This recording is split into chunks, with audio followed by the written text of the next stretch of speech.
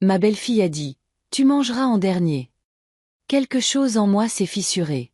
Pas de la rage, pas une scène, seulement la cassure nette d'une vieille glace sous le talon. J'étais debout au bout de leur table polie avec une dinde de 6 kilos fumante dans un plat à rôtir. Je l'avais fait mariner avant l'aube. Je l'avais arrosé toutes les heures, aussi régulièrement que le tic-tac d'une horloge invisible. Mélissa, ma belle-fille, n'a pas levé les yeux des cartons de table qu'elle avait disposés comme de petits drapeaux.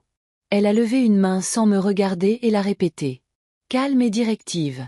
Tu mangeras en dernier.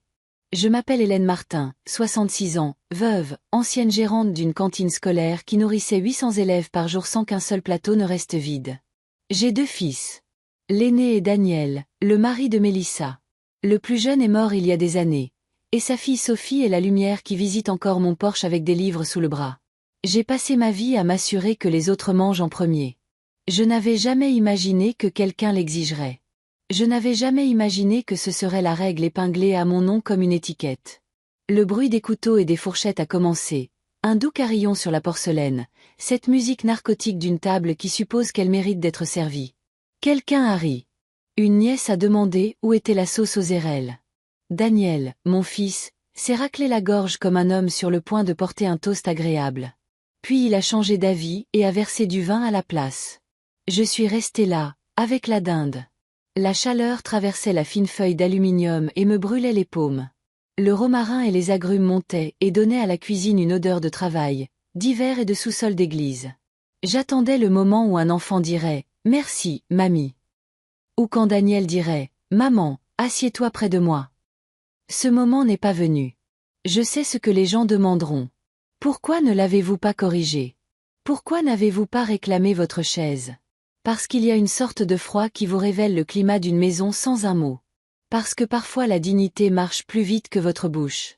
Parce que la phrase n'était pas une erreur. C'était un résumé. Ma belle-fille a dit, tu mangeras en dernier.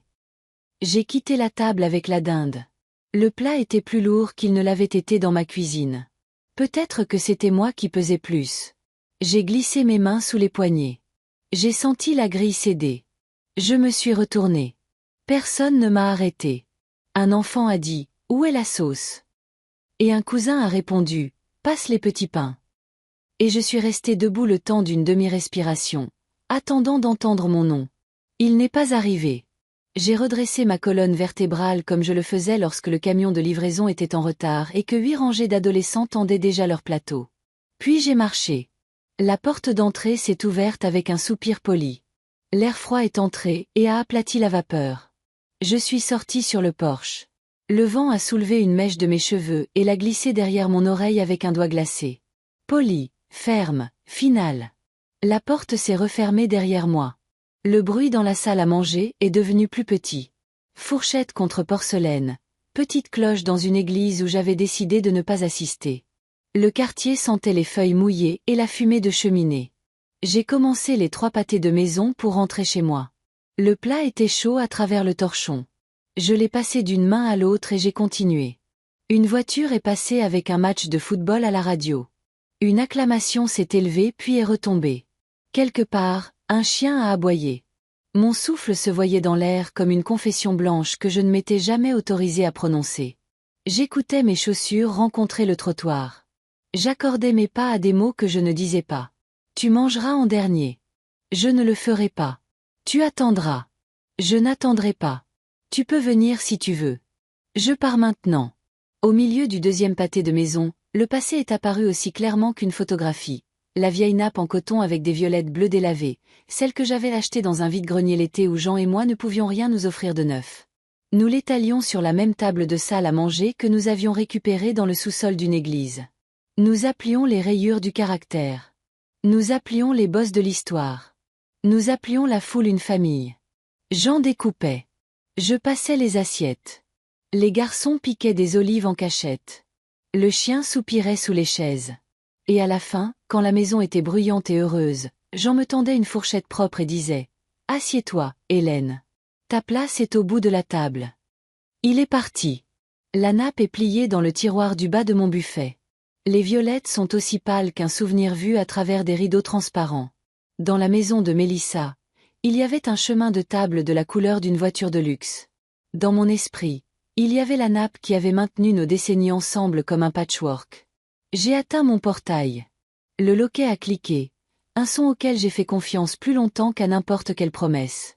Le chemin menant à mon porche était parsemé de feuilles d'érable, dorées et brunes, du genre fin qui cède sous le talon sans se plaindre. Ma clé a tourné. La maison m'a aspiré. Savon au citron, chaleur sèche. La faible douceur des tartes à la citrouille que j'avais préparées à 6 heures du matin. J'ai posé le plat sur la cuisinière et j'ai écouté le métal se contracter comme s'il était lui aussi surpris d'être à la maison. Il y a un sentiment qui vient quand on pose un poids et qu'on réalise que nos mains nous appartiennent encore. Je suis resté les doigts écartés dans l'air frais au-dessus de la dinde et j'ai fait l'inventaire. Paumes picotantes, épaules endolories, yeux vifs, bouche silencieuse. Dans le silence, je pouvais entendre le grattement des fourchettes dans une autre maison comme une horloge lointaine. Elle marquait leur heure, pas la mienne. Je sais que vous voulez savoir pourquoi je ne suis pas retourné sur mes pas, pourquoi je n'ai pas laissé de mots, pourquoi je n'ai pas fait d'annonce avec la justice dans chaque syllabe. Parce que la vérité la plus forte est parfois le son d'une porte qui se ferme. Parce qu'après une vie passée à nourrir des gens qui oubliaient de lever les yeux, je m'étais souvenu de me voir. Je n'ai pas claqué la porte. Je n'ai pas jeté un mot. Je suis sorti avec ce que j'avais cuisiné et je l'ai apporté au dernier endroit au monde où je n'ai pas à me justifier. Je ne suis pas une femme dramatique. Je n'ai jamais jeté une assiette. Je n'ai jamais exigé que le silence soit rompu pour moi. Je me suis tenue dans plus de cuisines que je ne peux en compter, la mienne, celle de mes sœurs, des églises, des écoles, le genre où la vapeur embue les fenêtres et où l'on peut écrire son nom sur la vitre avec un doigt. Si vous écoutez maintenant, si votre fourchette s'est arrêtée en l'air dans votre propre maison, comprenez ceci. Il arrive un jour où une phrase atterrit comme un tampon sur votre front. Servante, commission, pensée après coup. Ce jour-là, vous ne discutez pas avec le tampon. Vous vous éloignez avant que l'encre ne sèche. La dinde. C'est assez. Le jus s'est accumulé dans le plat comme un petit lac ambré. La maison bourdonnait. Le radiateur cliquetait. L'horloge au mur a toussé une fois comme pour s'éclaircir la gorge avant de parler. Je me suis essuyé les mains sur une serviette et j'ai regardé le tiroir où dormait la vieille nappe. Les violettes seraient toujours aussi pâles. Le coton serait doux comme un souffle. Je ne l'ai pas sorti. Pas encore. D'abord, je devais décider si j'étais encore une invitée dans ma propre vie. Dans la salle à manger de Mélissa, les premières assiettes devaient se vider. Dans ma cuisine, la première vraie décision de la soirée était à prendre. Je me tenais à la frontière entre la personne que j'avais été et la personne que j'étais sur le point de revendiquer. Le vent a soufflé dehors et a pressé une feuille contre la fenêtre comme pour dire « Choisis ». Je l'ai fait. J'ai posé la dinde sur ma vieille cuisinière. L'émail était ébréché aux 3 coins, les brûleurs stables, mais fatigués. Le plat a grésillé quand le métal a touché le métal. Ma cuisine était silencieuse, à l'exception du léger tic-tac de l'horloge murale et du bourdonnement du réfrigérateur qui avait survécu à 2 garanties. J'ai pris une assiette dans le placard. C'était celle avec le liseré vert, fissuré sur le bord, mais encore intacte. J'ai tracé l'éclat avec mon doigt avant de la poser sur le comptoir. Cette assiette était dans notre famille depuis plus longtemps que Mélissa ne connaissait mon fils, plus longtemps que le chemin de table qu'elle avait disposé ce soir-là, plus longtemps même que certaines des rancunes qui façonnaient désormais nos réunions. J'ai mis de la dinde dans l'assiette, en faisant attention de ne pas laisser le jus déborder. L'odeur s'est élevée, thym, agrumes, ail, et a rempli ma cuisine comme un vieil hymne. J'ai porté l'assiette à la table près de la fenêtre. La lampe au-dessus projetait un petit cercle de lumière, laissant le reste de la pièce dans l'ombre.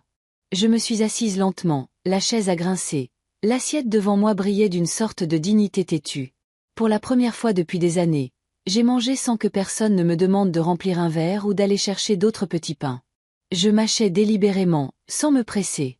Je laissais chaque bouchée s'attarder, goûtant le travail de mes propres mains. La dinde était tendre, assaisonnée juste comme il faut, la preuve que le soin ne fait jamais défaut à la nourriture qu'il touche. Mais ce soir, la saveur était mêlée à quelque chose de plus piquant, une reconnaissance que j'avais évitée pendant trop longtemps. En avalant, mes yeux se sont de nouveau posés sur l'assiette ébréchée. Cette petite imperfection était un miroir. Elle avait contenu des centaines de repas, enduré d'innombrables lavages, survécu à une chute sur le linoléum plus d'une fois. Elle était imparfaite, mais toujours utilisable, toujours digne d'être utilisée. Et moi aussi. Le souvenir est venu sans invitation, comme les souvenirs le font toujours quand la maison devient trop silencieuse.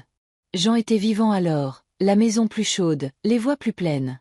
Je le voyais au bout de la table, le couteau en l'air au-dessus de la dinde, ses larges épaules remplissant la chaise qui semblait trop grande pour quiconque. Il me regardait toujours avant de découper et disait « Hélène, tu mérites la place d'honneur ce soir. » J'avais l'habitude d'en rire, de m'essuyer les mains sur mon tablier, de lui dire que j'étais bien là où j'étais, mais il insistait. Et de temps en temps, je le laissais changer les chaises, alors je m'asseyais là où le couteau à découper brillait, et les garçons me regardaient comme si j'étais plus qu'une serveuse.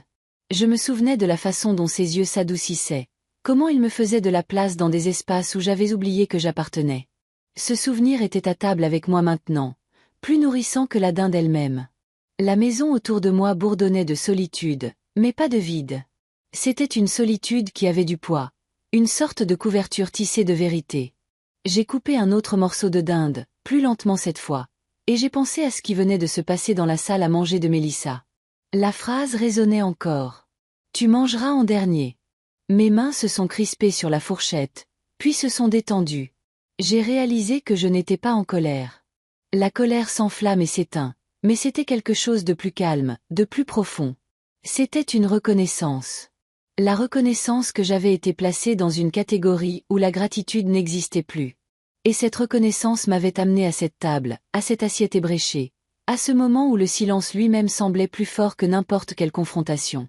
Au milieu du repas, le téléphone a sonné.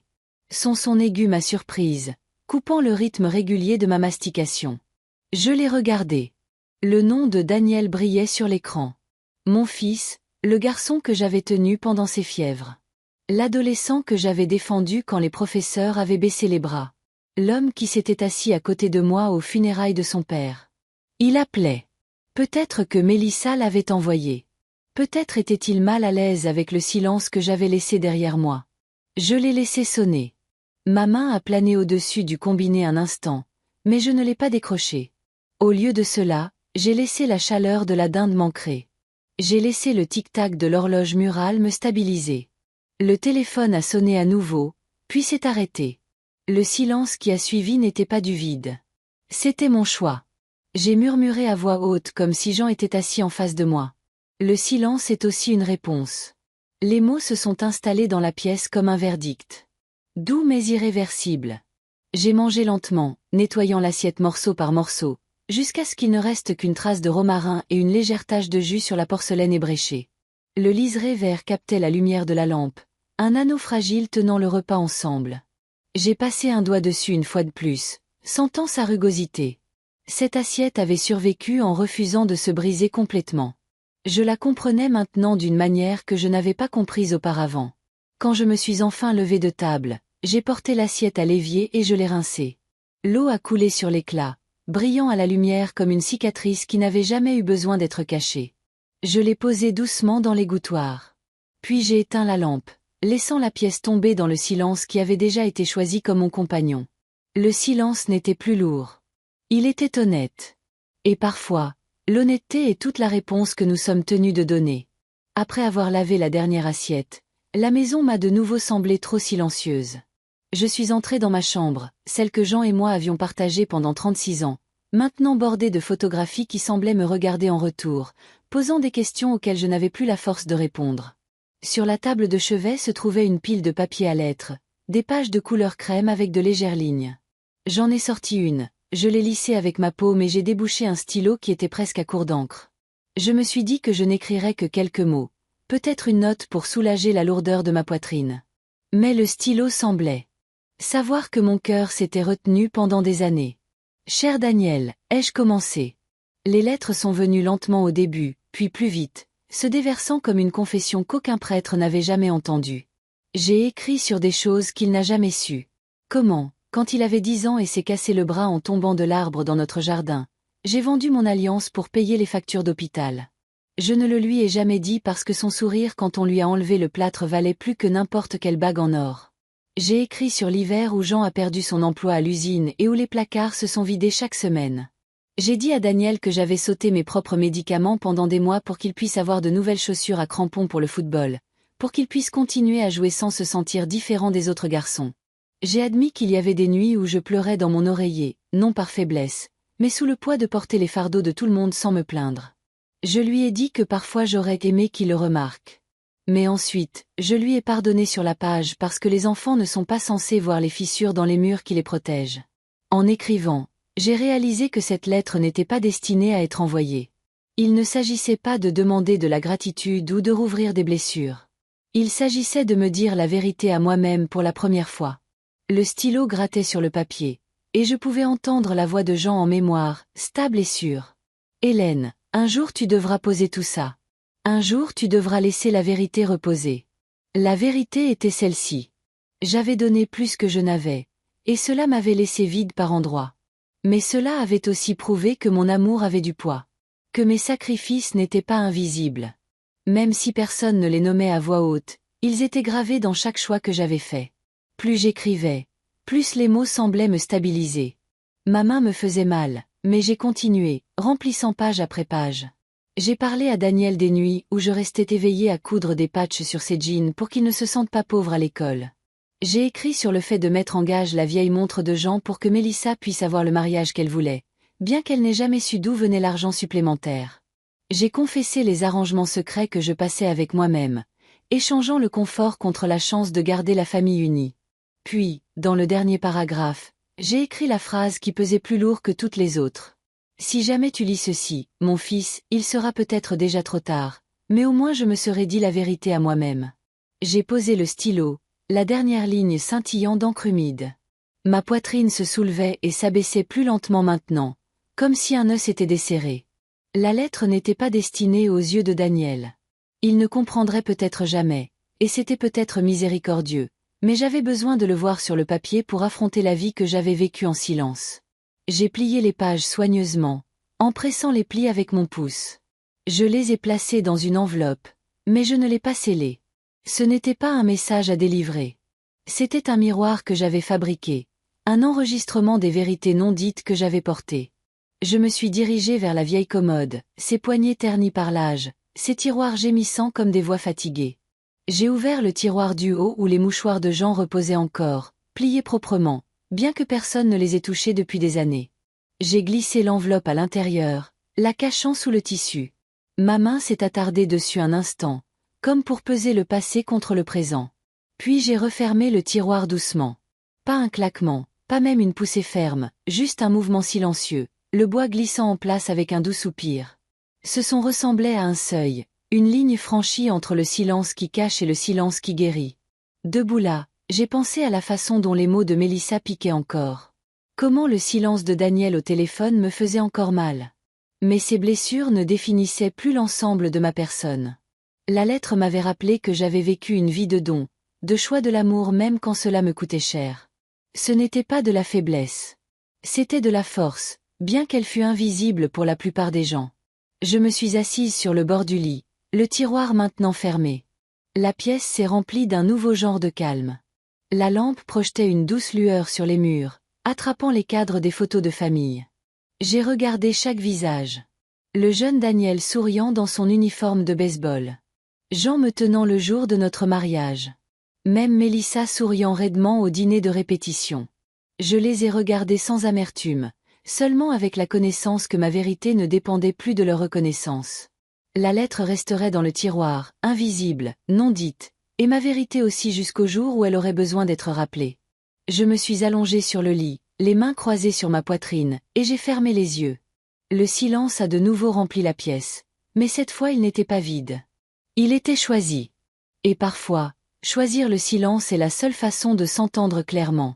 La lumière du matin s'infiltrait à travers les fins rideaux, se répandant sur la table de la cuisine qui avait vu des décennies de petits déjeuners, de devoirs et de factures. J'étais assise avec une tasse de café tiède, un stylo à la main et un bloc de papier ligné devant moi. La page est restée blanche pendant plusieurs minutes alors que j'écoutais le tic-tac de l'horloge au mur. Puis, lentement, j'ai commencé à écrire. La première ligne, annuler la procuration. Je l'ai souligné une fois, ma main ferme. Pendant trop longtemps, j'avais permis à Daniel et Mélissa de prendre des décisions en mon nom, sous le couvert de l'aide. Mais cette aide s'était transformée en contrôle, et le contrôle s'était transformé en silence. Ce silence avait pris fin à la table du grand repas. La deuxième ligne. Rendez-vous à la banque. Je devais récupérer ce qui était à moi. Mes comptes, mes économies, le petit pécule que Jean et moi avions constitué au fil de décennies de travail acharné. J'avais fait confiance à d'autres pour le gérer, pensant que c'était une gentillesse, mais j'ai réalisé que cela avait été une lente suppression de mon indépendance. La troisième ligne. Consulter un avocat. Pas pour la vengeance, mais pour la protection.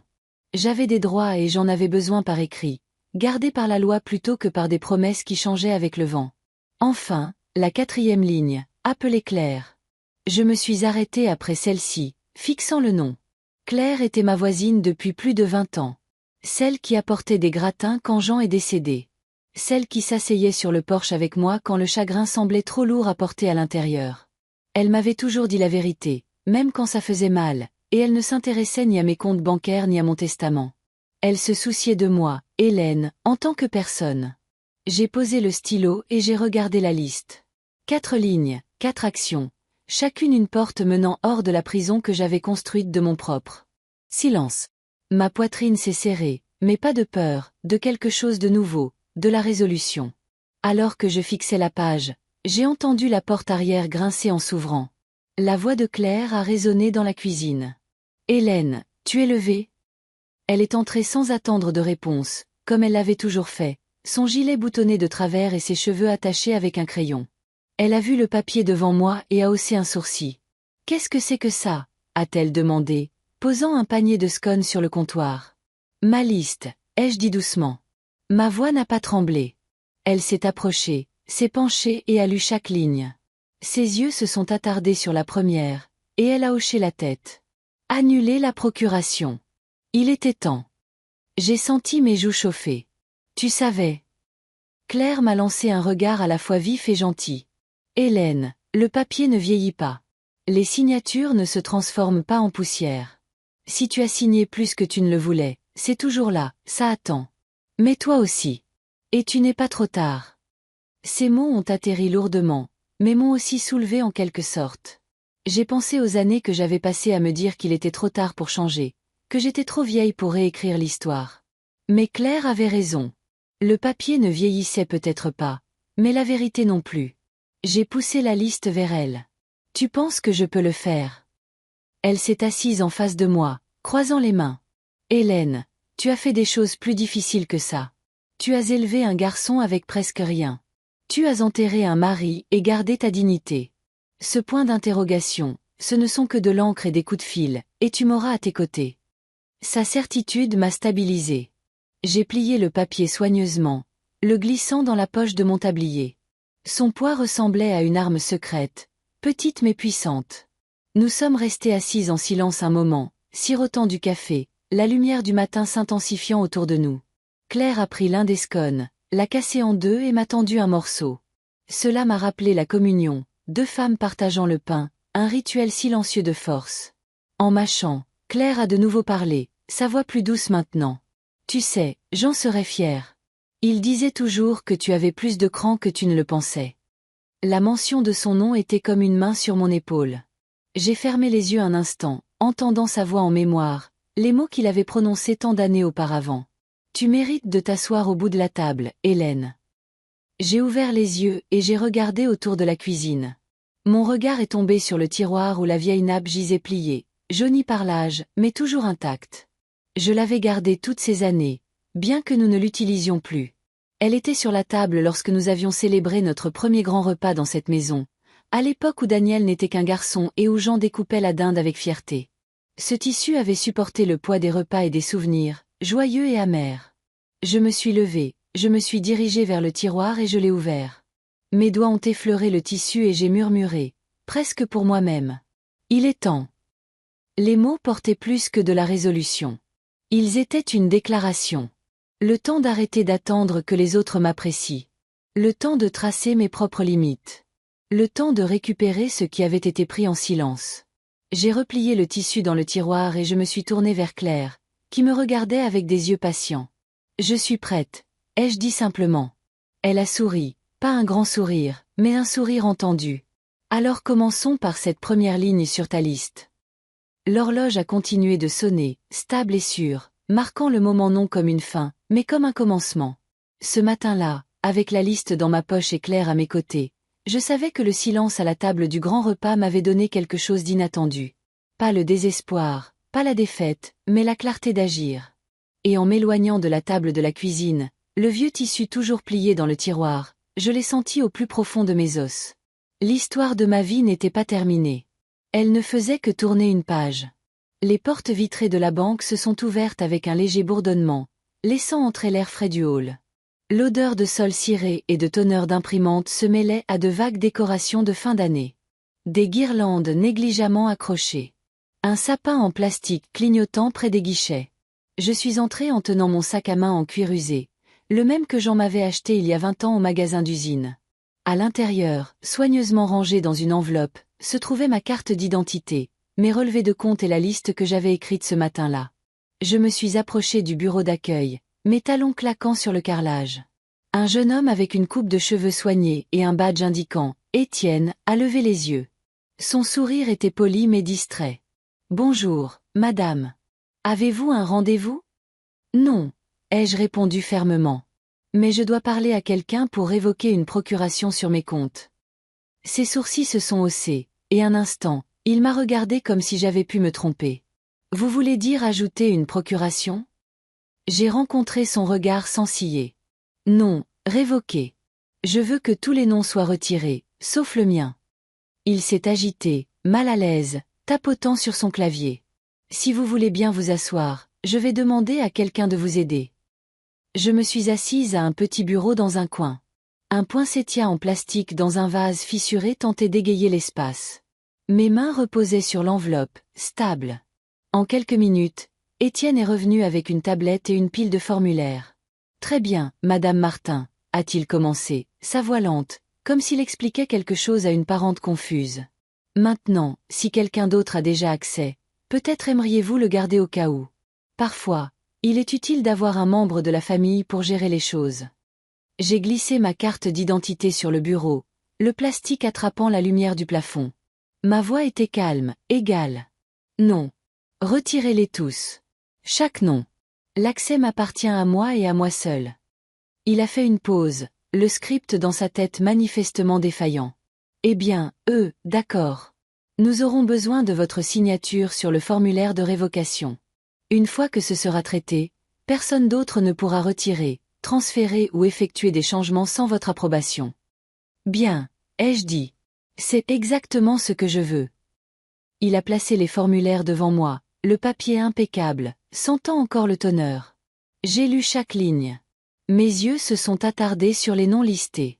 Daniel Martin, Mélissa Martin. Les voir là, imprimés si nonchalamment, ressemblaient à un hématome que l'on presse. Silencieusement, j'ai tiré un trait sur chaque nom. Puis, lentement, j'ai signé le mien. Mon stylo a bougé sans trembler. Étienne s'est raclé la gorge. « Très bien, je vais traiter cela maintenant. » Je pouvais voir qu'il s'attendait à ce que je me penche en arrière, soulagé, mais je n'avais pas terminé. J'ai sorti une autre feuille de l'enveloppe. « Et maintenant, » ai-je dit, « je veux que vous sortiez tous les paiements.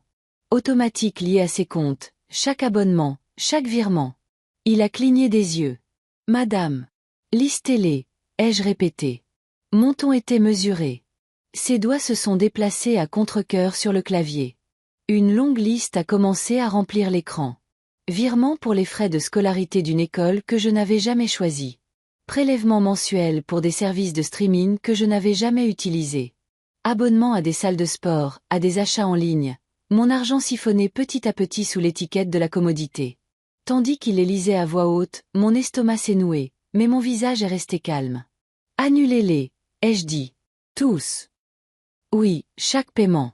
Si quelque chose est assez important, je le paierai moi-même. » Il a hésité, me jetant un coup d'œil, attendant peut-être un adoucissement, que je reconsidère. Je ne l'ai pas fait. « Madame Martin, » a-t-il dit prudemment. « Certains de ces paiements pourraient appartenir à des membres de votre famille. Êtes-vous sûr ?» Je me suis penchée en avant, mes yeux fermes. « Je suis très sûre. Mes comptes ne sont pas leur tirelire. Annulez-les. » Il y eut un silence entre nous, épais comme du verre. Il s'est agité sur sa chaise, puis a finalement hoché la tête. « D'accord. » Je les regardais commencer à cliquer dans le système, un par un.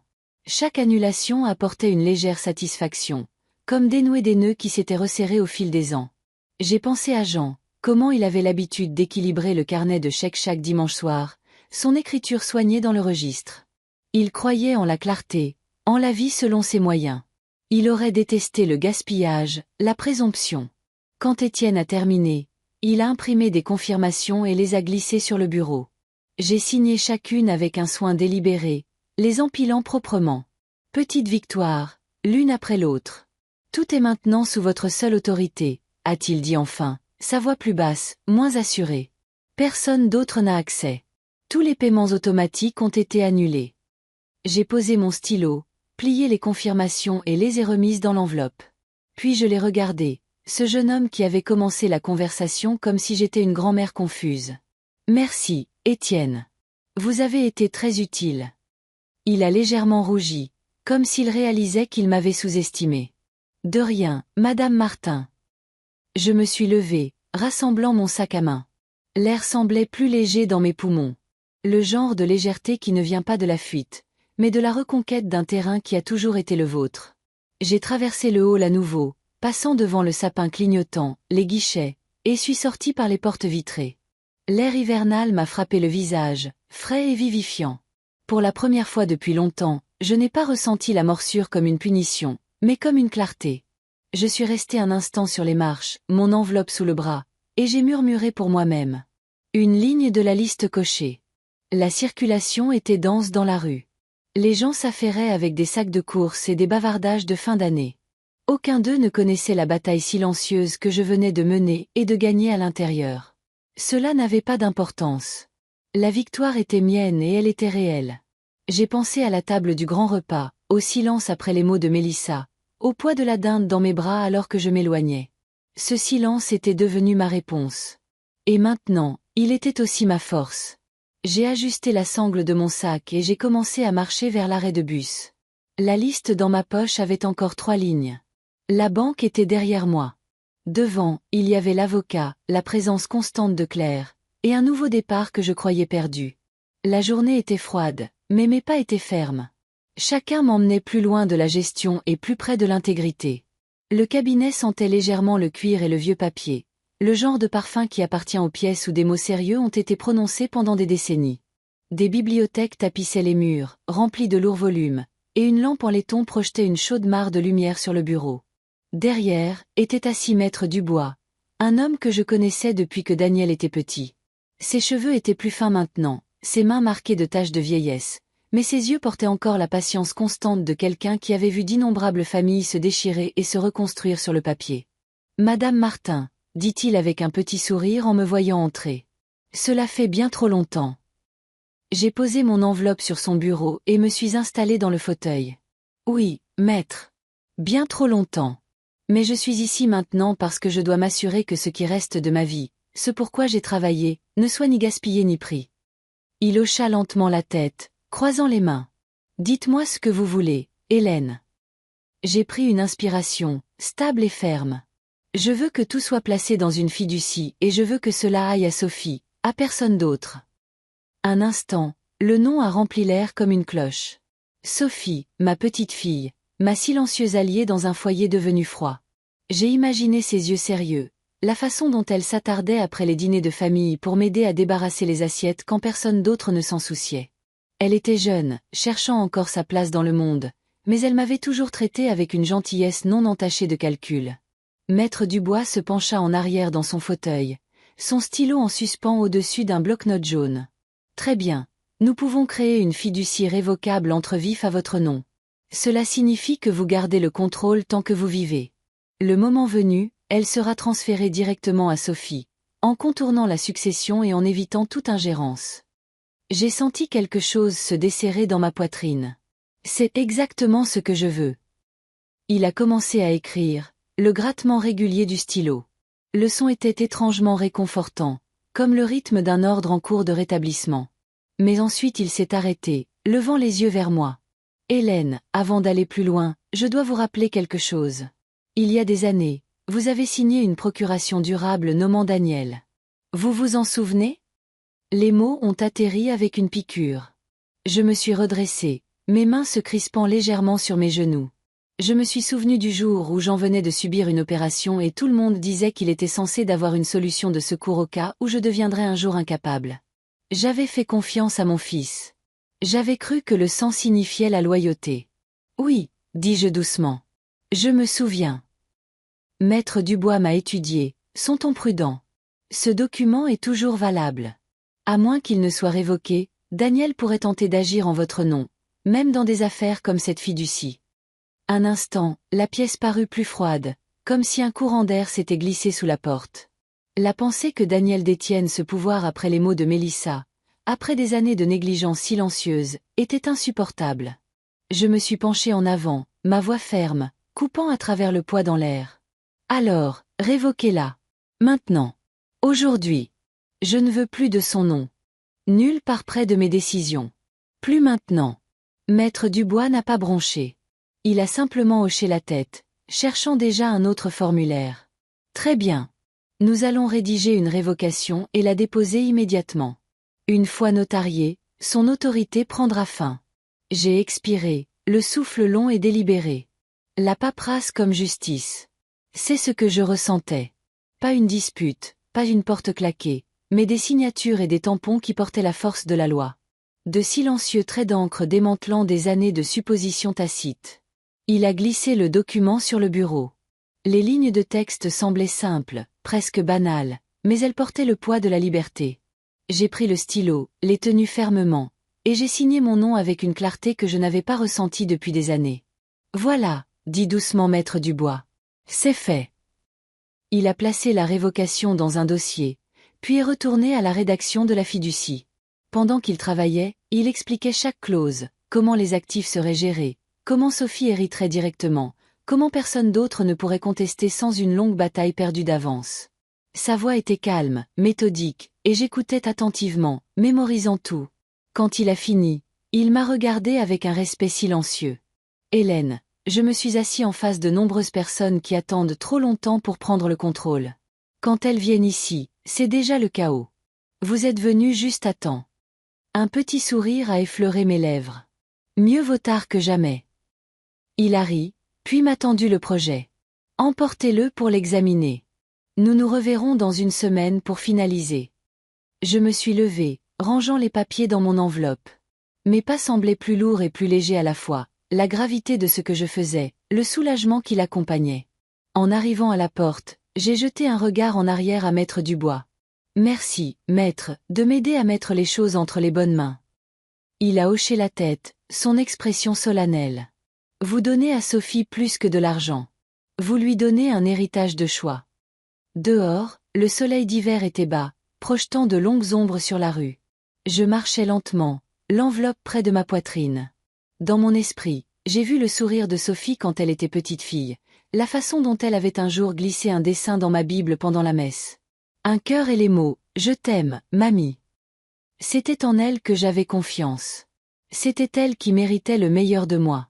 Le monde s'agitait autour de moi, des voitures passaient, des inconnus se pressaient avec leurs sacs de courses. Aucun d'eux ne savait ce qui venait de changer dans les coins tranquilles d'un cabinet d'avocats. Mais je le savais. Et pour la première fois depuis des années, j'avais l'impression que ma vie m'appartenait à nouveau. La cuisine sentait légèrement la cannelle cet après-midi-là.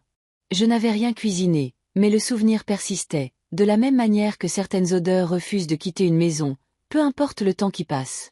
Je venais de finir d'empiler la dernière des paperasses sur la table quand j'ai entendu frapper à la porte. C'était doux, hésitant, mais familier. Quand j'ai ouvert, Sophie se tenait là, ma petite fille, avec une boîte de pâtisserie soigneusement équilibrée dans ses bras. Ses joues étaient rougies par le froid, ses cheveux sombres tombant sur son front. « Salut, mamie », dit-elle, son sourire timide mais sincère. « Je t'ai apporté quelque chose. » Je l'ai fait entrer rapidement, le courant d'air la suivant. Elle a posé la boîte sur le comptoir et l'a ouverte pour révéler une tarte, dorée et parfumée. « À la citrouille », a-t-elle expliqué. « Je sais que le grand repas est passé, mais j'ai pensé que tu aurais besoin d'un peu de réconfort. » J'ai touché doucement sa main. « Tu sais toujours ce dont j'ai besoin. » Nous nous sommes assis ensemble à la vieille table, celle avec les bords éraflés et la légère tache d'un verre de cidre renversé des années auparavant. J'ai coupé une part pour chacune, et pendant un moment, nous avons mangé en silence, le calme ponctué seulement par le tintement des fourchettes contre la porcelaine. Sophie a regardé autour de la pièce, ses yeux s'attardant sur la vaisselle ébréchée, les rideaux usés, la vie que j'avais construite pièce par pièce. Finalement, elle a posé sa fourchette. Mamie, je me suis inquiétée pour toi après ce qui s'est passé au dîner. J'aurais dû dire quelque chose. Je voulais, mais Mélissa, elle... Sa voix s'est éteinte. J'ai tendu la main sur la table, posant la mienne sur la sienne. Ma chérie, tu n'as pas à t'expliquer. Je sais combien il est difficile de se tenir dans une pièce pleine de silence et de le briser. Tu es jeune et pourtant tu as toujours trouvé des moyens de me montrer que tu t'en souciais. Cela signifie plus que tu ne le penses. Ses yeux ont brillé, mais elle a cligné des yeux pour chasser les larmes. Elle avait la constance de Jean en elle, mais il y avait aussi une tendresse qui lui appartenait entièrement. En sa présence, j'ai ressenti quelque chose que je n'avais pas ressenti depuis des années. De l'espoir. Je me suis levée lentement, je me suis dirigée vers le petit tiroir près de l'évier et j'ai sorti un trousseau de clés. Les clés ont tinté doucement, le son simple mais profond. Je suis retournée à la table, les ai placées doucement dans sa paume et j'ai refermé ses doigts dessus. Sa tête s'est relevée, surprise. Mamie, qu'est-ce que c'est? J'ai pris une inspiration, ma voix ferme mais tendre. Ce sont les clés de cette maison. Elles sont à toi maintenant. Non pas parce que je la quitte, mais parce que je veux que tu saches que c'est en toi que j'ai confiance. C'est toi qui appartiens à cet héritage. Un instant, elle m'a regardé comme si le poids du métal dans sa main était plus lourd que la pierre. Ses lèvres ont tremblé, puis elle a murmuré. Mamie, après tout ça, elle est enfin à toi à nouveau. Cette maison, ta vie, personne ne peut te l'enlever maintenant. Ces mots m'ont transpercé, non de douleur, mais d'une libération si vive qu'elle m'a presque fait pleurer. J'avais passé si longtemps à me sentir comme une invitée dans ma propre maison. Mais pas prudent, ma voix contenue, ma présence plus tolérée qu'accueillie. Mais dans les mots de Sophie, j'ai entendu la vérité, la maison, l'histoire, la dignité. C'était à moi. Tu as raison, dis-je doucement. Elle est à moi, et un jour elle sera à toi. Pas par des chuchotements ou des manipulations, mais parce que je l'ai choisie. Parce que je crois en toi. Elle a serré les clés plus fort, ses jointures pâles. Et puis soudain, elle s'est penchée en avant et m'a entouré de ses bras. Pendant un long moment, nous nous sommes tenus. La tarte refroidissant sur les assiettes, la lumière de l'après-midi glissant sur le carrelage de la cuisine. Quand elle s'est reculée, ses joues étaient humides. Mamie, je promets que je protégerai ça. Pas seulement la maison, mais ce qu'elle signifie. Une famille devrait se sentir en sécurité. C'est toi qui me l'as appris. J'ai écarté une mèche de cheveux de son visage. Et tu me rappelles que la prochaine génération peut faire mieux que la précédente. Tu es ma lumière, Sophie. Ne l'oublie pas. Le moment s'est étiré, calme et entier. La maison elle-même semblait soupirer comme si elle reconnaissait que sa gardienne légitime avait été choisie. Plus tard, après le départ de Sophie, je suis restée à la porte, la regardant marcher dans la rue, les clés scintillant dans sa main alors qu'elle est retournée encore et encore. Elle s'est retournée une fois, et j'ai levé la main en signe d'adieu. Elle a souri, et dans ce sourire, j'ai vu non seulement elle, mais chaque sacrifice que j'avais fait, chaque bataille silencieuse que j'avais menée, bouclant la boucle. Dans la solitude du soir, je me suis de nouveau assise à la table. La boîte de tarte était maintenant fermée, l'odeur de citrouille flottant toujours dans l'air. Sur la table, à côté, se trouvait mon propre trousseau de clés vides. Mes mains reposaient sur mes genoux, calmes et stables. Pour la première fois depuis longtemps, j'ai ressenti la paix. Non pas parce que le combat était terminé, mais parce que je ne me battais plus seule. Les clés étaient entre de bonnes mains. Et mon histoire aussi, enfin. Le soleil de l'après-midi était pâle, étirant de longues ombres sur mon porche. Quand j'ai entendu frapper, je savais déjà qui c'était. Il y avait un certain rythme dans le coup de Mélissa, vif et entraîné, comme pour annoncer non seulement sa présence, mais aussi son droit. J'ai ouvert la porte, et elle était là, tenant une pile de boîtes en plastique de couleur vive. Elle arborait ce sourire figé qui lui était propre, celui qui n'atteignait jamais ses yeux. « Bonjour, Hélène », dit-elle d'un ton trop enjoué. « J'ai pensé t'apporter quelques restes. Nous avions tellement de nourriture hier, et c'est vraiment dommage de gaspiller. » Ces mots flottaient dans l'air, adoucis par une fausse courtoisie. Elle a tendu les boîtes comme si elle offrait un cadeau, Mais j'ai vu ce qu'elles étaient vraiment, des miettes offertes à quelqu'un qu'elle pensait devoir être reconnaissant. Je me suis légèrement écartée, laissant l'air frais s'infiltrer, bien que je ne l'ai pas invité à franchir le seuil. Un instant, j'ai étudié son visage, le maquillage parfaitement appliqué, la coiffure soignée, l'extérieur poli qui cachait les petites cruautés qu'elle distribuait sans hésitation. Merci, dis-je d'un ton neutre, en prenant les boîtes. Ma voix ne portait ni chaleur ni colère, seulement le calme constant que j'avais fini par adopter. Je les ai posées sur la petite table près de la porte sans les regarder. Puis je me suis retournée vers elle. Mais tu vois, Mélissa, j'ai déjà ma propre dinde. Son sourire a vacillé un instant, le masque glissant. Un minuscule pli s'est formé entre ses sourcils, mais elle a rapidement lissé. Bien sûr, dit-elle d'un ton léger. J'ai juste pensé, eh bien, j'ai pensé que tu apprécierais le geste. J'ai laissé le silence s'étirer. Dans ce calme, je pouvais entendre le vent bruire dans les arbres, le faible tic-tac de l'horloge de la cuisine à l'intérieur. C'était le même genre de silence que j'avais enduré à la table du grand repas. Mais cette fois, il m'appartenait. C'était moi qui le permettais, qui le façonnais. Mélissa a changé de pied, visiblement mal à l'aise. Daniel voulait que je prenne de tes nouvelles, a-t-elle ajouté, son ton s'adoucissant, comme si invoquer son nom m'adoucirait aussi. Il a été tellement occupé par le travail. Et puis, tu sais comment c'est. Nous devons tous veiller les uns sur les autres. Ces mots étaient censés sonner comme une famille, mais je les ai entendus pour ce qu'ils étaient. Du contrôle enveloppé de politesse, une obligation déguisée en préoccupation. J'ai pris une inspiration, stable et délibérée. Je sais ce que c'est, ai-je répondu, mes yeux rencontrant les siens. C'est des gens qui oublient que je ne suis pas un fardeau. C'est des gens qui décident que je devrais attendre que tout le monde ait mangé avant qu'on me donne une assiette. C'est des gens qui pensent pouvoir prendre ce qui est à moi, puis m'offrir des restes comme si je devais être reconnaissante. Non, Mélissa, j'ai déjà ce dont j'ai besoin.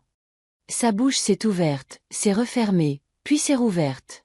Pour une fois, les mots semblaient lui manquer. J'ai posé doucement ma main sur le bord de la porte. Sans pousser, sans claquer, juste en la posant là. Je vais bien, dis-je, mon ton calme, presque doux. Tu n'as pas besoin de t'inquiéter pour moi. Le silence s'est de nouveau installé, épais mais pas étouffant. Ce silence était ma frontière, claire et indéniable. Elle a eu un petit rire, cassant et fin. Eh bien, a-t-elle finalement dit, je suppose que je vais te laisser retourner à ce que tu faisais. J'ai hoché la tête une fois. Ce serait le mieux. Et sur ce, j'ai commencé à fermer la porte lentement, délibérément. Les gonds ont grincé doucement, le son ressemblant presque à un soupir. Je ne l'ai pas claqué à son nez. Je ne l'ai pas verrouillé après son départ. J'ai simplement tiré la porte jusqu'à ce qu'une fine ligne de lumière nous sépare. Puis, avec un dernier mouvement silencieux, je l'ai laissé se fermer avec un clic. Je suis resté un long moment, les mains toujours sur le cadre de la porte. Les boîtes en plastique étaient intactes sur la petite table, leur couleur vive déplacée dans ma maison au ton sourd.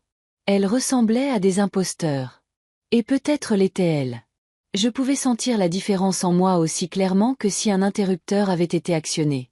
Autrefois, j'aurais pris ces restes avec un sourire reconnaissant, me convainquant que c'était de la gentillesse. Autrefois, je me serais écarté, j'aurais laissé sa présence remplir ma maison, je l'aurais laissé dicter ce que je devais accepter. Mais plus maintenant. Maintenant, je reconnaissais les gestes pour ce qu'ils étaient. J'avais ma propre dinde. J'avais des clés qui m'appartenaient, à moi et à Sophie. J'avais des documents de fiducie avec mon nom là où ça comptait. Je ne vivais plus dans l'ombre de l'approbation de quelqu'un d'autre. J'ai porté les boîtes dans la cuisine et les ai posées sur le comptoir. J'ai soulevé un couvercle, révélant de la farce figée pressée contre le plastique. Un autre contenait de la purée de pommes de terre refroidie, la surface terne et sans vie. Elle sentait vaguement la veille, mais plus la chaleur. J'ai remis les couvercles soigneusement et les ai empilés proprement. Ce n'était pas de la nourriture. C'était des symboles, et je savais que je n'en avais pas besoin. J'ai porté la pile à la poubelle extérieure et les ai laissés tomber un par un. Le bruit creux du plastique heurtant le plastique a résonné dans la rue calme. C'était comme une ponctuation à la fin d'une longue phrase que j'avais enfin fini d'écrire. En rentrant, j'ai de nouveau remarqué la porte. Fermée, oui, mais pas verrouillée. C'était délibéré. Les frontières n'avaient pas besoin d'être des barricades. Elles pouvaient simplement être des lignes tracées avec une certitude tranquille. Pour la première fois depuis longtemps, je n'ai ressenti aucun besoin de me justifier. Je n'ai ressenti aucun poids m'oppressant, aucune honte persistante dans ma poitrine. Seulement de la clarté. La porte était fermée. J'étais à l'intérieur, entière et stable. Mélissa était dehors, avec tous ses masques et ses manipulations. Et c'était exactement là où elle devait être. La tempête a commencé ce soir-là, non pas dehors dans le ciel, mais dans la lueur de mon téléphone. Elle a commencé par un appel, puis un autre. L'écran s'est allumé encore et encore. Le nom de Daniel clignotant comme un voyant d'alerte. La voix de mon fils s'est déversée à travers le répondeur, ses messages empreints d'urgence. Maman, décroche. On doit parler. Le suivant, plus sec. Maman, Mélissa a dit que tu avais été impolie. On essaie de maintenir la paix ici. S'il te plaît, rappelle-moi. Au 4e appel, le ton avait changé. Maman, tu dramatises. Elle t'a apporté à manger et tu as été ingrate. Ne fais pas ça. Ne rends pas les choses plus difficiles qu'elles ne le sont. J'étais assise à ma table de cuisine, les mains croisées sur mes genoux, le silence de la pièce lourd et protecteur. Le téléphone vibrait contre le bois, cliquetant comme un insecte piégé. Je l'ai laissé vibrer jusqu'à ce qu'il s'arrête. Puis sont venus les SMS. Les mots de Mélissa, vifs et précis, ont percé le calme. Tu n'es pas raisonnable. Un autre bip. Toute la famille pense que tu surréagis. Un autre. Tu as mis Daniel dans l'embarras. Tu te rends compte de ce que ça donne? Je fixais l'écran lumineux, les lettres formant des jugements qui cherchaient à me transpercer. Un dernier message a clignoté. Tu nous as fait perdre la face. Honte à toi. J'ai expiré lentement, le son à peine plus fort que le bourdonnement du réfrigérateur. Un instant, la douleur familière s'est agitée dans ma poitrine. La douleur de vouloir maintenir la paix, de vouloir réparer ce qui avait été brisé. Mes doigts ont plané au-dessus du téléphone. L'impulsion de répondre, d'expliquer, me tiraillait. Mais je n'ai pas tapé. Je n'ai pas appelé. Au lieu de cela, j'ai murmuré à la pièce silencieuse. Le silence est aussi une réponse. Le téléphone reposait sur la table comme une arme que je refusais de prendre. Chaque vibration était une tentative de me ramener dans leur toile, de me faire danser une fois de plus au rythme de leurs attentes. Pourtant, à chaque appel ignoré, à chaque SMS sans réponse, je ressentais quelque chose d'inhabituel mais de fort, le contrôle. Pourtant, la guerre à l'intérieur de moi faisait rage. C'étaient mes enfants, mon propre sang. Étais-je en train de les punir ou de me protéger? Une mère ne devrait-elle pas toujours pardonner? Les questions s'enroulaient autour de moi comme de la fumée, difficile à respirer. J'ai fermé les yeux et dans le silence de la mémoire, j'ai de nouveau entendu la voix de Jean. Hélène, disait-il, sa main chaude sur la mienne. Tu n'as pas toujours à être celle qui plie. Si tu plies trop, tu casses. Mes mains tremblaient en agrippant le bord de la table. Il avait raison.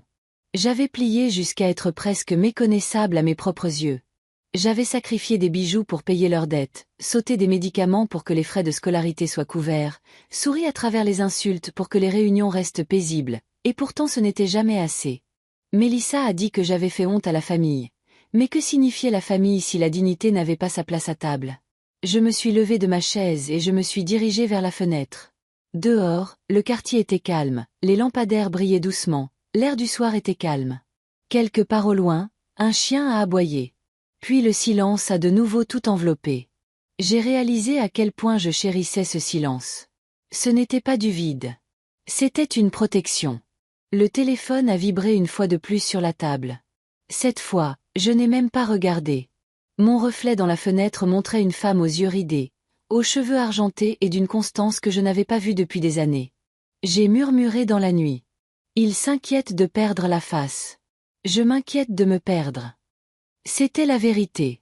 Les messages de Mélissa ne concernaient ni la gentillesse ni la réconciliation.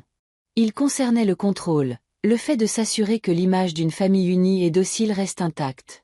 Pour eux, mon silence était une rébellion. Pour moi, c'était de la survie.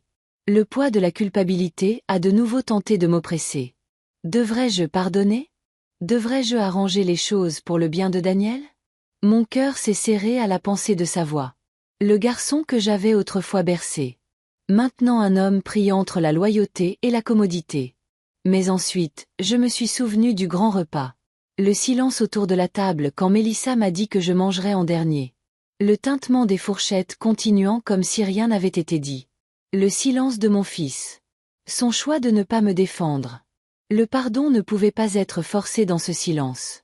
Le pardon, s'il devait un jour venir, devait naître d'un repentir sincère, non de la pression ou de la culpabilité. Et pour l'instant, il n'y en avait aucun. Je suis retournée à la table, j'ai soulevé le téléphone et j'ai appuyé sur le bouton d'alimentation. L'écran est devenu noir. Le bourdonnement s'est arrêté. Le silence qui a suivi était presque sacré. Je me suis versé un verre d'eau, je me suis de nouveau assise à la table et j'ai siroté lentement. La fraîcheur m'a envahi, nettoyant plus que ma gorge. La tempête faisait toujours rage dehors, dans leurs esprits, dans leurs accusations et leurs exigences. Mais ici, entre mes murs, il y avait la paix. Pendant des années, j'avais confondu le silence avec la faiblesse. Ce soir, j'ai compris sa force. Le silence pouvait être un mur qui tenait bon, une ligne qui déclarait « Jusqu'ici, pas plus loin ». Le téléphone est resté sombre, et je me suis sentie plus légère que je ne l'avais été depuis longtemps.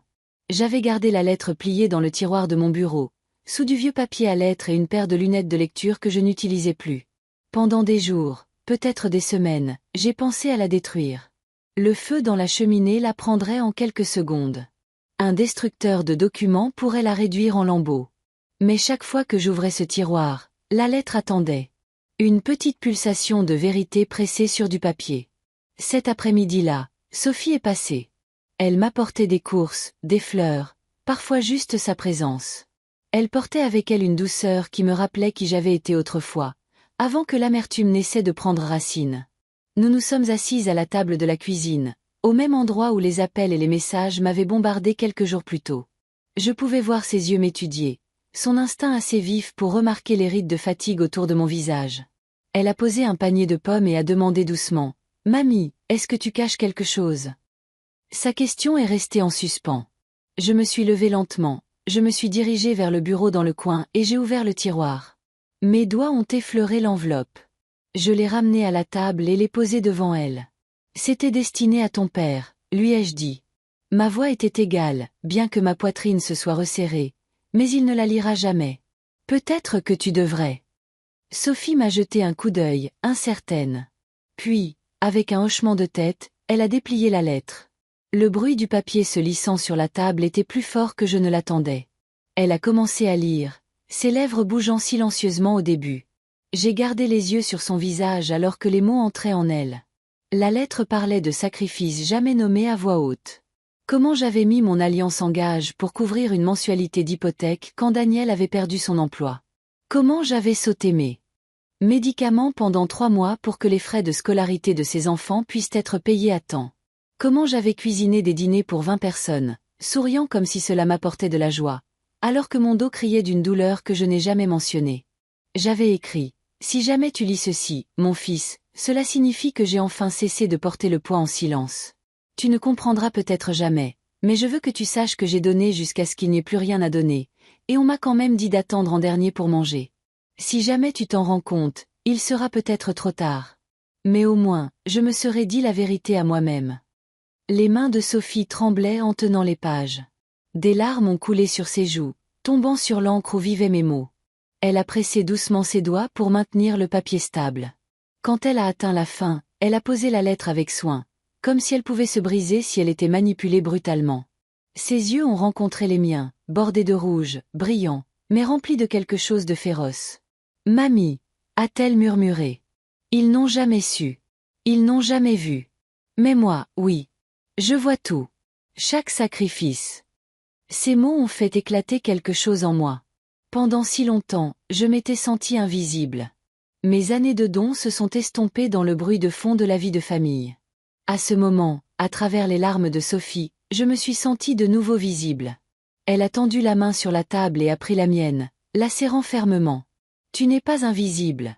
Pas pour moi. Jamais. Je sais ce que tu as fait, et je ne l'oublierai jamais. » Ma gorge s'est nouée en essayant de parler. Les seuls mots qui sont venus étaient calmes et bruts. Je voulais seulement être assez. « Tu es plus qu'assez », a-t-elle dit fermement. Puis, après une pause, elle a ajouté « Ils ne l'admettront peut-être jamais, mais je le porterai, et je dirai un jour à mes enfants qui tu étais vraiment. Pas la femme silencieuse au bout de la table, mais celle qui a tout construit de ses propres mains. J'ai fermé les yeux, laissant le silence s'étirer. Ce n'était pas le silence du rejet ou de la culpabilité. C'était un silence lourd d'amour. Un silence qui n'avait besoin d'aucune explication. Sophie s'est levée, est passée derrière moi et a entouré mes épaules de ses bras. Sa joue reposait contre mes cheveux argentés. Mamie, tu n'as jamais été invisible à mes yeux. Pas un seul instant. Les mots se sont installés en moi comme un accord final se résolvant après des années de dissonance. Ma lettre n'avait pas atteint Daniel, mais elle avait atteint quelqu'un de mieux, quelqu'un prêt à voir, à se souvenir, à honorer. Quand Sophie est finalement partie ce soir-là, la lettre est restée sur la table, n'étant plus un fardeau scellé dans une enveloppe. Elle avait été lue. Elle avait été témoignée. Et à cause de cela, je n'avais plus besoin de la cacher. Alors que la porte cliquait doucement derrière elle, je me suis de nouveau assise à la table, j'ai plié la lettre soigneusement et l'ai remise dans le tiroir. Pas comme un secret cette fois, mais comme un dossier, un témoignage. La vérité avait trouvé sa voie, et j'avais trouvé mon témoin. L'enveloppe est arrivée tard le samedi après-midi. Elle était de couleur crème, épaisse comme si elle était destinée à porter du poids, bien que l'écriture sur le devant fût précipitée. Mon nom, rien de plus. À l'intérieur se trouvait un carton d'invitation imprimé, brillant avec des bords en relief. Au centre, dans l'écriture délibérée de Mélissa, se trouvaient les mots « Dîner du dimanche ». Remettre les compteurs à zéro. Je les regardais pendant un long moment. Les mots avaient le vernis du pardon, mais le ton portait autre chose. Du contrôle, peut-être, ou de la performance. Une exigence déguisée en rameau d'olivier. J'ai posé le carton sur le comptoir de la cuisine. Ma maison me semblait différente maintenant. Le plat de la dinde avait été lavé et rangé. La vieille assiette à bord bleu dans laquelle j'avais mangé était propre dans le placard. Le silence qui persistait n'était plus lourd, mais stable, presque protecteur. Pourtant, le carton me rongeait. Ce n'était pas une invitation. C'était une convocation. Remettre les compteurs à zéro signifiait faire comme si de rien n'était. Et je n'avais aucune intention de retourner à cette table comme si ma dignité n'avait jamais été bafouée devant tout le monde. Ce soir-là, alors que le soleil baissait derrière les branches nues dehors, j'ai pris le téléphone. Ma main a hésité un instant. Puis j'ai composé le numéro de Mélissa. Elle a répondu aux deuxième sonnerie, sa voix vive comme si elle m'attendait. « Hélène, dit-elle, ni tout à fait chaleureuse, ni tout à fait froide. Je suis contente que tu aies reçu le carton. Tout le monde sera là demain à 18h. Il est temps de mettre ça derrière nous. » J'ai fermé brièvement les yeux. « Mélissa, je ne viendrai pas. » Le silence à l'autre bout du fil s'est étiré. Finalement, elle a dit, « Que veux-tu dire ? C'est la famille. C'est le dîner du dimanche. » J'ai gardé un ton calme. « Ce n'est jamais juste un dîner avec vous. Tu le sais. » Son souffle s'est coupé, puis la vivacité est revenue. « Vas-tu vraiment t'accrocher à ça pour un malentendu ? Tu as mis Daniel dans l'embarras. Tu nous as tous mis dans l'embarras en partant comme ça. » Ma voix est restée stable. Je n'ai mis personne dans l'embarras. J'ai simplement refusé de m'asseoir à une table où on m'a dit que je mangerais en dernier. Il y eut une autre pause, plus lourde cette fois. Puis la voix de Mélissa est devenue plus basse, plus urgente. « Tu ne comprends pas la position dans laquelle tu nous mets. Les gens parlent, Hélène. Nos amis, l'église, les collègues de Daniel, ils ont tous remarqué que tu es partie en claquant la porte. Nous avons une réputation. Nous ne pouvons pas nous permettre de perdre la face. » Ces mots ont tout cristallisé. Pour elle, le problème n'avait jamais été moi, ni mes sentiments, ni ce que signifiait me traiter avec respect. Il s'agissait des apparences, de la façon dont les autres voyaient sa famille. Je l'ai laissé finir avant de répondre lentement, clairement. « Mélissa, tu t'inquiètes de perdre la face. Je m'inquiète de me perdre. » Les mots ont atterri entre nous, plus vifs que je ne l'avais prévu, mais plus vrais que tout ce que j'aurais pu dire d'autre. Il n'y eut pas de réponse immédiate, juste le son de sa respiration à l'autre bout du fil, accéléré, inégal. Le silence s'est étiré si longtemps que j'ai pensé que la ligne avait peut-être été coupée. Mais non, elle était là. Elle était juste abasourdie. Peut-être pour la première fois, m'entendant me choisir plutôt que l'image familiale qu'elle gardait si férocement. Finalement, sa voix est revenue, sèche et glaciale. « Si c'est ce que tu ressens, alors peut-être que tu ne devrais plus venir du tout. J'ai expiré, non par choc, mais par libération. Peut-être que je ne devrais pas. Le silence est revenu. Un silence qui, à d'autres moments, m'aurait effrayé, m'aurait fait me précipiter pour combler le vide avec des excuses. Mais pas maintenant. Ce silence était le mien. Il détenait le pouvoir. Et puis, sans un mot de plus, elle a raccroché. Le clic final a résonné dans ma cuisine. J'ai lentement reposé le combiné, le remettant sur son socle. Un long moment, je suis restée. Assise là, fixant le téléphone comme s'il pouvait sonner à nouveau. Mais il ne l'a pas fait. La maison était calme. J'ai pensé à Jean, mon défunt mari, et aux innombrables dîners que nous avions partagés. Il avait l'habitude de dire « Le respect à table signifie le respect partout ailleurs ». Il avait raison. Une fois que c'était parti, le repas ne signifiait plus rien. Je suis retournée au comptoir où l'invitation de Mélissa était ouverte. Les mots « remettre les compteurs à zéro » semblaient presque risibles maintenant. Il ne pouvait y avoir de remise à zéro. Pas quand la vérité avait déjà été dite. J'ai plié le carton en deux, puis encore en deux jusqu'à ce qu'il soit assez petit pour le jeter dans la poubelle. Le son de sa chute était doux, mais il ressemblait à une porte qui se ferme. Demain, il se réunirait sans moi. Il sourirait, se passerait les assiettes et chuchoterait peut-être sur mon absence.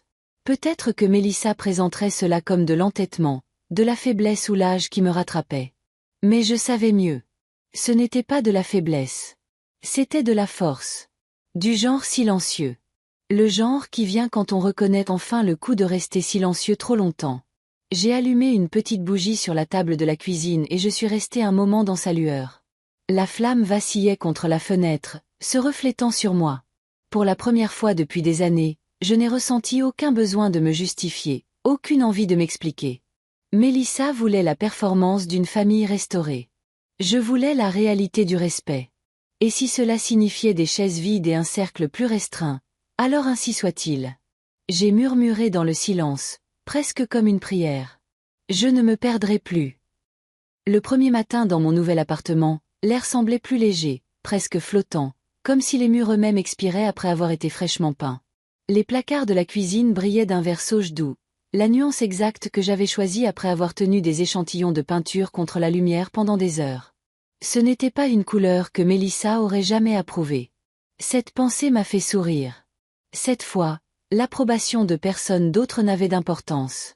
Des cartons étaient empilés contre le mur, soigneusement étiquetés, mais je ne me suis pas précipitée pour les déballer. Je voulais savourer le rythme d'un nouveau départ.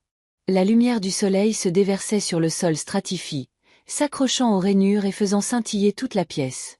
Sur le comptoir reposait un morceau de tissu plié, usé mais familier. La vieille nappe ronde, en coton crème, délavée par les années, avec de faibles broderies de rose sur les bords. Elle avait été rangée si longtemps que les plis étaient devenus comme des rivières permanentes dans le tissu. Je l'ai soulevée doucement, pressant le tissu contre mon visage. La plus faible odeur de cèdre persistait du coffre où elle avait été rangée. Les souvenirs ont déferlé avec elle. Des grands repas passés. La voix de Jean résonnant alors qu'il découpait la dinde.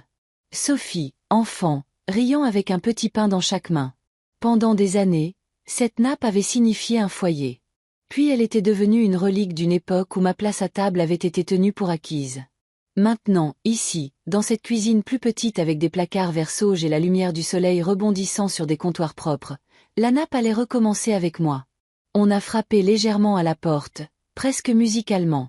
J'ai ouvert pour trouver Sophie tenant un sac de courses dans une main et un petit bouquet de marguerites dans l'autre. « Mamie, j'ai pensé que tu aurais besoin de fleurs fraîches pour ton premier jour ici. » Son sourire a réchauffé tout le couloir. Elle est entrée, admirant la pièce avec de grands yeux. « C'est magnifique.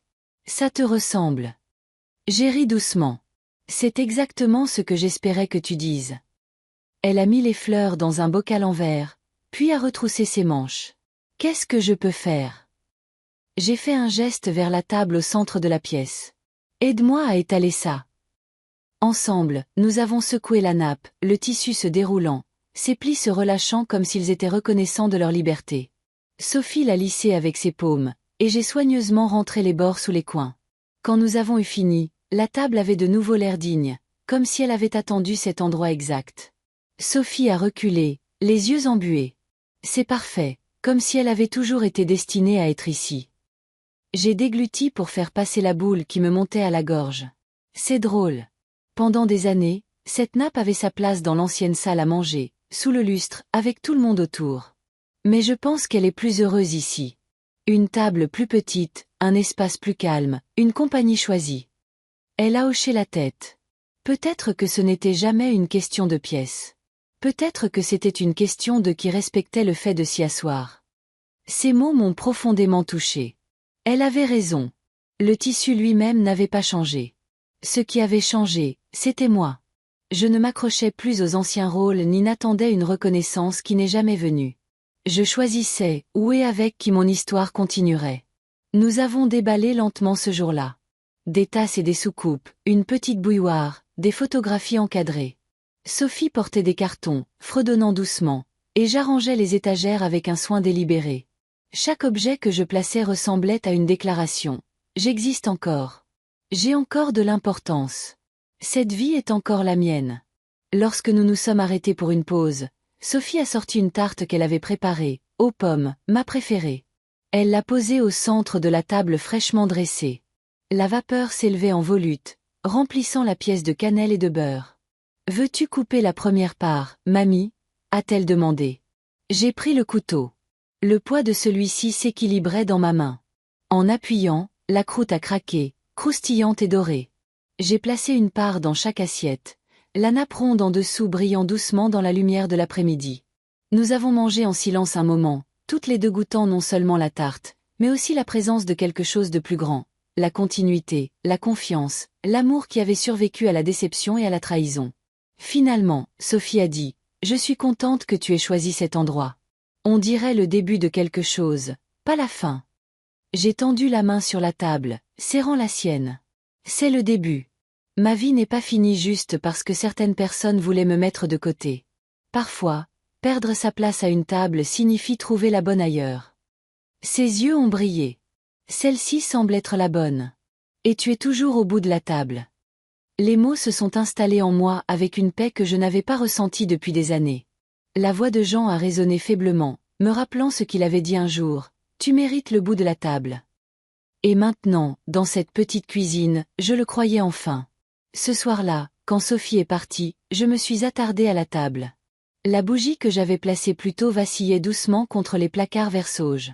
La nappe ronde était lisse, un pont entre le passé et le présent, n'étant plus lié à une maison devenue froide. J'ai murmuré pour moi-même, stable et sûr, « Je suis chez moi. » Et pour la première fois, j'en ai ressenti la vérité. L'appartement était silencieux cette nuit-là, le genre de silence qui ressemble à une couverture chaude plutôt qu'à un poids. Dehors, la ville bourdonnait faiblement. Mais ici, les placards vert sauge et la douce lumière des bougies donnaient l'impression d'un petit sanctuaire. Je me suis assise à la table de la cuisine, la nappe ronde étalée sous mes coudes, et j'ai sorti une feuille de papier à lettres fraîches du tiroir. Mes mains ont hésité au-dessus de la page. J'avais déjà écrit des lettres, des mots non envoyés à Daniel qui restaient pliés dans un tiroir. Mais c'était différent. Il ne s'agissait pas de chagrin ou de colère. Il s'agissait de planter quelque chose pour l'avenir, quelque chose de tendre et de vrai. En haut de la page, j'ai écrit « Pour Sophie ».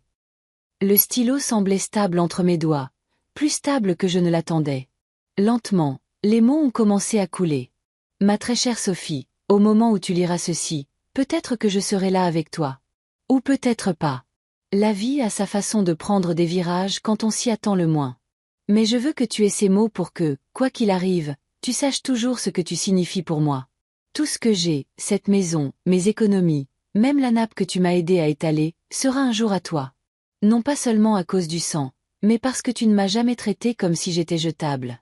Tu m'as vu quand les autres se détournaient. Tu m'as tenu la main quand le silence semblait plus sûr que la parole. Et tu m'as rappelé que l'amour ne se prouve pas dans les discours, mais dans la présence. Je veux que tu portes cette vérité en avant. Ne mesure pas ta valeur à la force avec laquelle les autres te louent ou à la façon dont ils te revendiquent en public. Mesure-la aux yeux constants qui te voient clairement, aux gens qui s'assoient à tes côtés même quand la table devient silencieuse. Tu m'as fait le cadeau d'être de nouveau visible. Et donc, avec gratitude, je te rends tout ce que j'ai. Je me suis arrêtée, ma poitrine se resserrant. La flamme de la bougie s'est légèrement courbée dans le courant d'air de la fenêtre, et j'ai laissé le silence s'étirer. Ce n'était pas que des mots. C'était la carte de mon cœur, mise à nu pour la seule personne qui s'était souciée de la lire. J'ai continué. Tu trouveras dans le placard non seulement cette lettre, mais aussi le bocal de fiches de recettes que j'ai gardé au fil des ans. Ce ne sont pas seulement des instructions pour la nourriture. Ce sont des histoires, des moments conservés dans l'écriture. Le ragoût préféré de Jean. Le pain de maïs dont ta mère a demandé une deuxième part.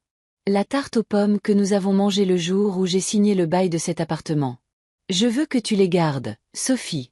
Non pas parce que je m'attends à ce que tu les cuisines exactement comme elles sont écrites, mais parce que je veux que tu saches que des repas ordinaires peuvent contenir un amour extraordinaire.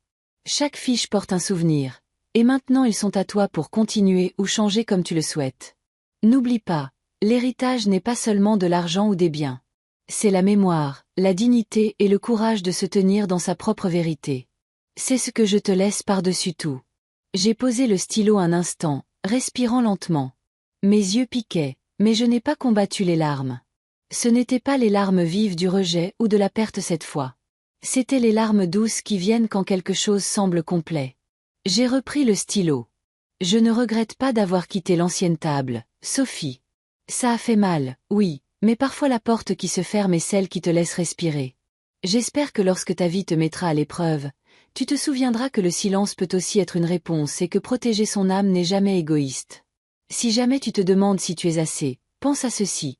Tu as été assez pour me ramener à moi-même. Ce n'est pas une petite chose.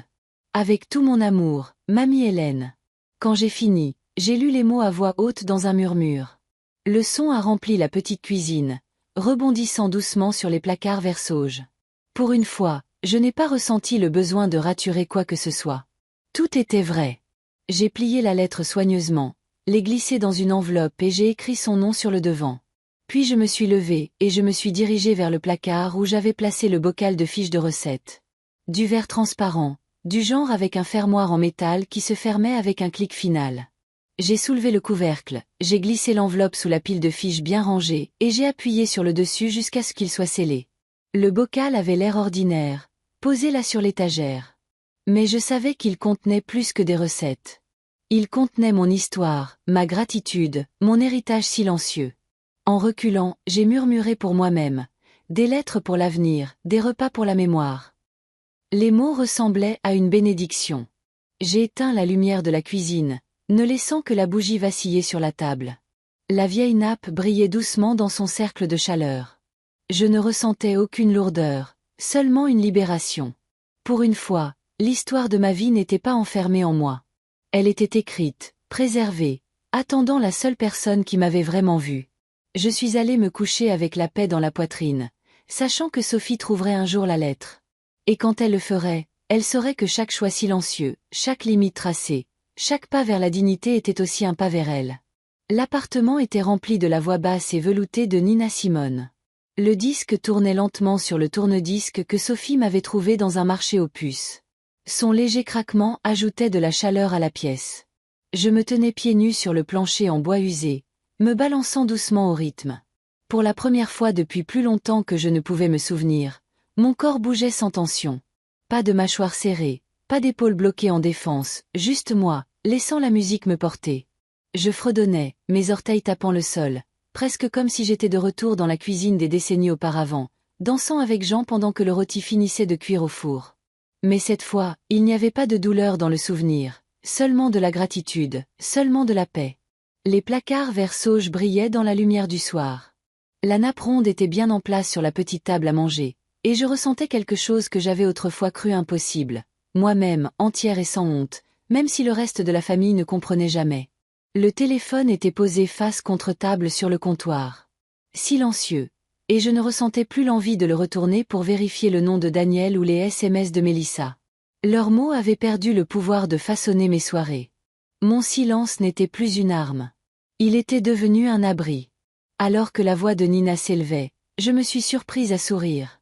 Pas le sourire poli que je portais au dîner du dimanche, celui destiné à apaiser les tensions et à maintenir la paix. C'était mon propre sourire, non mesuré, non touché par l'obligation. Je me suis versé une tasse de tisane à la camomille. Je me suis assise à la table et j'ai laissé la vapeur monter sur mon visage. J'ai tracé le bord de la nappe avec un doigt, sentant ses fils familiers. Ce tissu avait autrefois été témoin du rejet, de l'humiliation et du poids d'un chagrin non dit. Maintenant, dans ce petit appartement, il était devenu tout autre chose, un cercle de renouveau. Sophie avait envoyé un SMS plus tôt, un simple « Je t'aime, mamie. On se voit demain ». C'était suffisant. C'était plus que suffisant, car l'amour n'avait jamais été une question de nombre de convives à une table ou d'apparence pour les voisins. Il avait toujours été une question de qui choisissait de s'asseoir avec vous quand personne d'autre ne le faisait.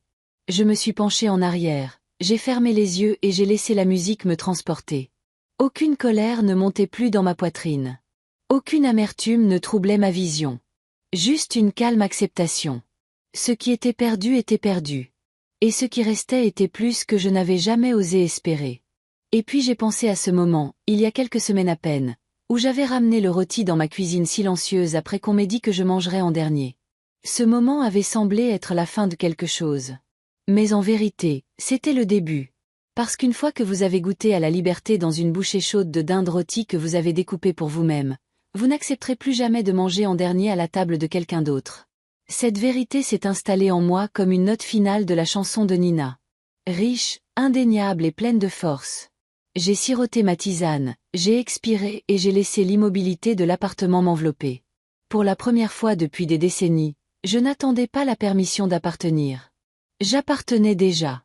Et maintenant, à vous qui écoutez, je veux laisser quelque chose derrière moi. Pensez-vous que j'ai eu tort de partir? Peut-être voyez-vous de l'entêtement là où je vois de la survie. Peut-être avez-vous vécu quelque chose de similaire. Être informé, de manière vive ou subtile, que votre place est au bout de la table. Que votre valeur n'est mesurée que lorsque c'est pratique. Si vous avez ressenti cette piqûre, j'espère que vous raconterez votre histoire. Partagez-la dans les commentaires ci-dessous. On ne sait jamais.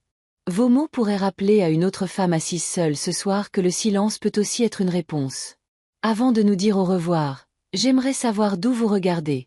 Est-ce un matin calme avec une tasse de café chaud entre les mains ou une fin de soirée où des histoires comme celle-ci vous tiennent compagnie? Dites-le moi dans les commentaires. Nous lisons chacun d'entre eux avec gratitude. Et si cette histoire a touché votre cœur, envisagez de vous abonner, non seulement pour entendre d'autres histoires comme la mienne, mais pour rejoindre une communauté qui croit encore en la gentillesse, en la guérison et aux secondes chances. Merci de m'avoir accordé votre temps aujourd'hui. Où que vous soyez, j'espère que vous emporterez cette histoire avec vous. Et n'oubliez pas, parfois le miracle ne frappe pas à votre porte. Parfois, il attend tranquillement que vous soyez prêt à ouvrir votre cœur. Prenez soin de vous, cher auditeur. Je vous retrouverai dans la prochaine.